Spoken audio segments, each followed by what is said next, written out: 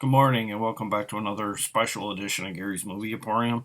Today is a Wild Eye releasing review portion of this video. Uh, it's called the movie's called Freshwater, starring Zoe Bell and Joe Lando. It's from 2016. It takes place on Lake Charles. It's at a remote island where like kids like in their 20s and 30s and stuff like to go and water ski and things of that nature.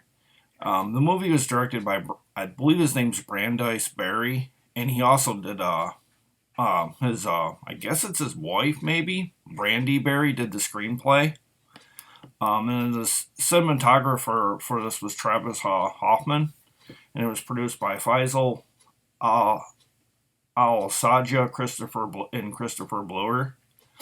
Um, its estimated budget was $25,000, but it's basically about a giant albino alligator.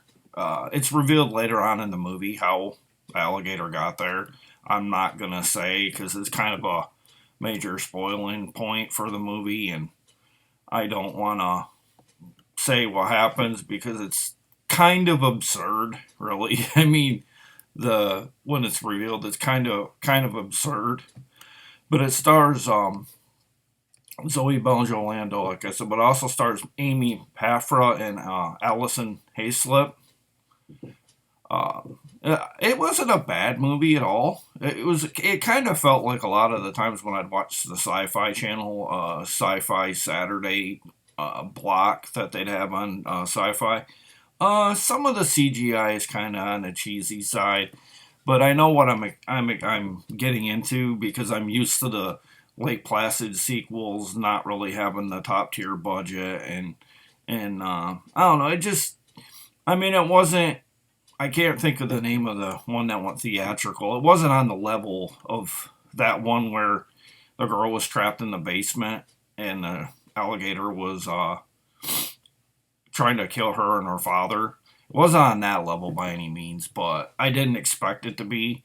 I think if you go into this expecting cheesiness a little bit mixed with some pretty decent acting, I mean, there were some kind of cringy moments here and there, but nothing to really ruin the movie or anything. I thought everybody did well in this.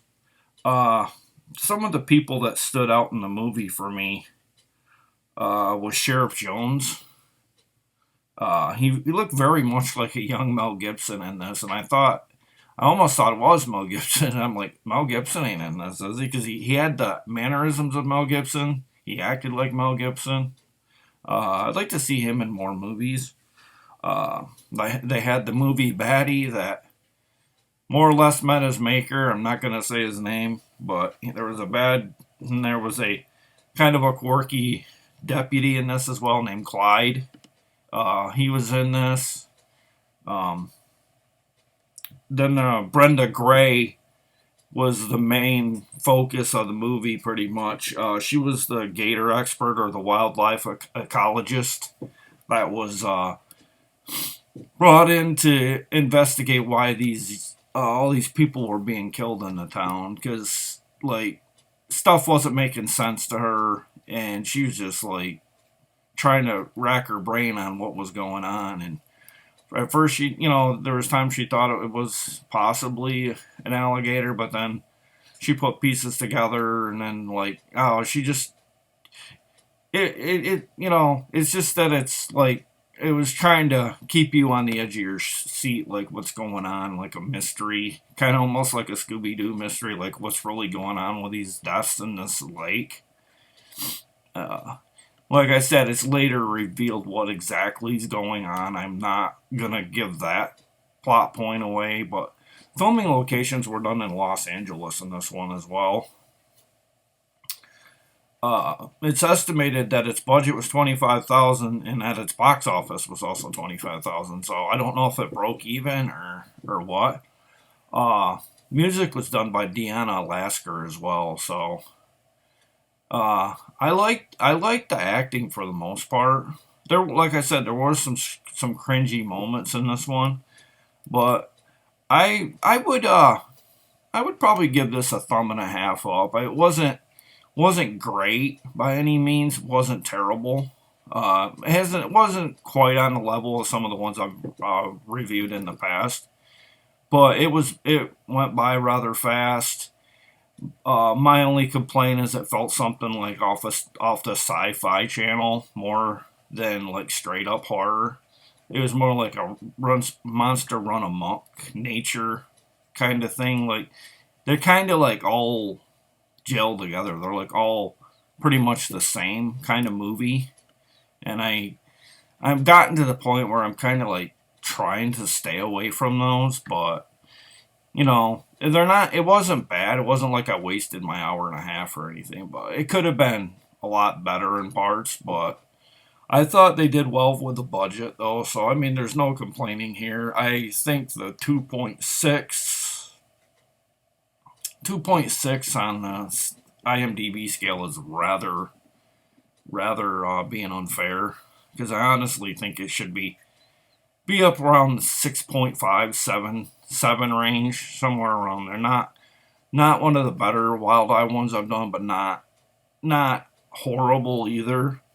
But I'm pretty new to this, so I don't know, if it's better than some of the other Wild Eye titles. I don't know, but I didn't have as much fun with this one as much. I just kind of felt like I've seen this before, like I used to watch these sci-fi movies like constantly. But that's my review for Freshwater. I hope you enjoyed what I had to say. Maybe you guys out there disagree a little bit with what I said, or maybe you think I'm overselling this movie a little bit, but I don't think you could go wrong with this movie. Like I said, it's not great, but I could think of worse ways to spend an hour and a half. Just picking from my library, I have stuff over there that's much, much worse than anything in Freshwater. But have a good day, and I'll be seeing you in the next video. It's probably going to be a Dollar Tree trade, but that's my review, and I'll see you probably tomorrow, if not the next day. But thank you, Wild Eye. Thank you, all the viewers. My last review that I did through Wild Eye was my highest to date, and I'd like to thank all of you for taking part in that. And once again, thank you, Wild Eye, for giving me the content to show in videos. And I'd appreciate working with them for many, months to come, and new videos for them. And I'd like to, get their movies noticed even more so, if at all possible. Have a good Friday, and I'll see you tomorrow. See you later, guys. Bye.